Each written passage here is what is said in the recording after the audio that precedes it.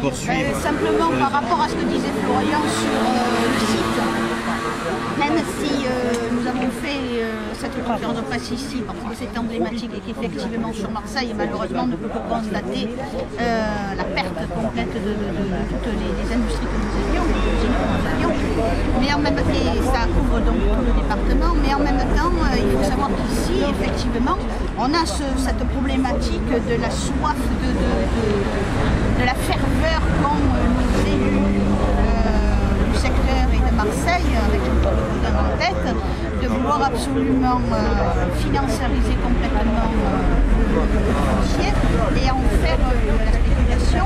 Alors on le voit encore plus dans le 8e parce que le 8e est convoité en matière de spéculation de haute valeur financière.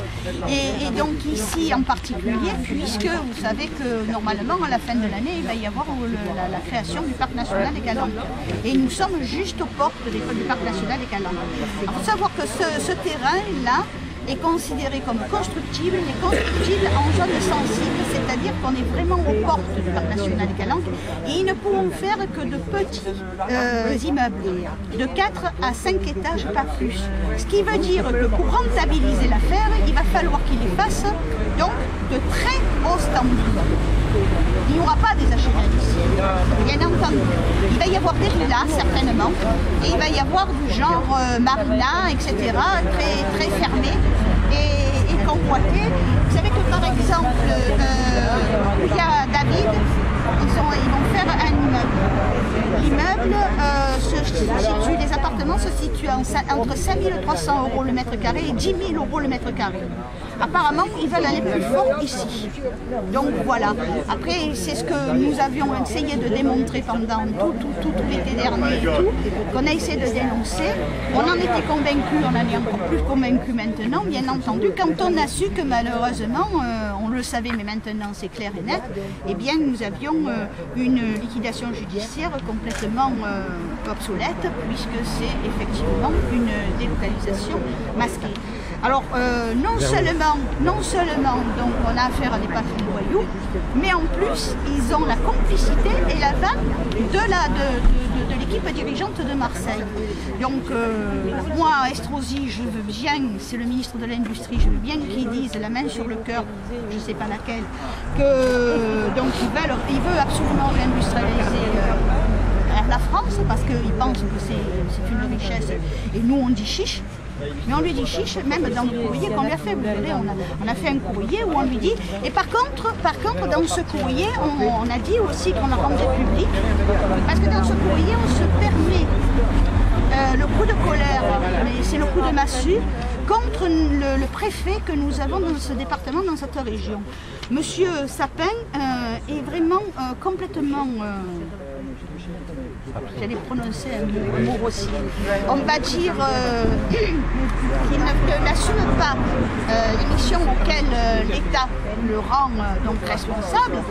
Et il n'a pas la continuité républicaine de l'État, puisque depuis que le conflit de Legrand a attaqué, c'est-à-dire début juillet, il n'a jamais, après tous les courriers qu'on a pu lui faire, et après aussi le fait que le ministre de l'Industrie lui a donné l'ordre d'établir une table ronde avec donc les élus, les partenaires syndiqués et les salariés de Legrand. Et je vous rappelle quand même qu'à cette époque-là, nous y avions un futur repreneur, un repreneur potentiel.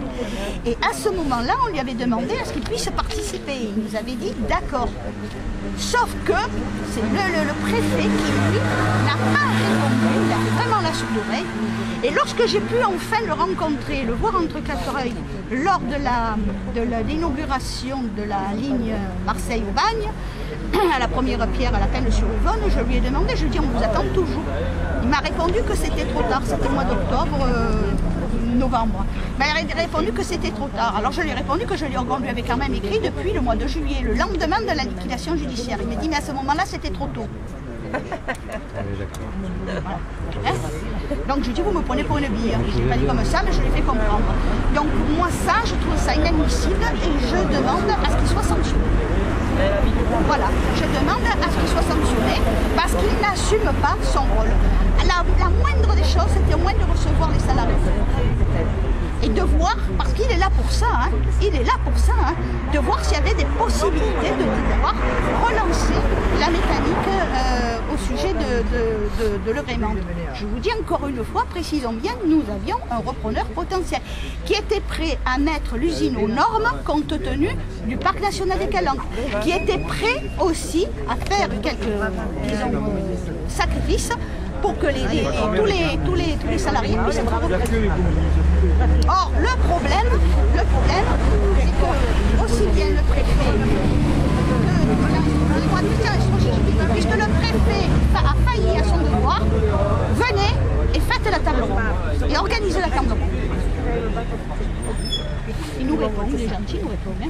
Au moins, il nous répond. Enfin, pour l'instant, c'est tout. Donc, on ne baissera pas les bras parce que, comme l'a dit Florian tout à l'heure, il y a quand même l'avenir de ces jeunes, parce que la plupart sont assez jeunes quand même, les salariés, qui n'ont fait que ça.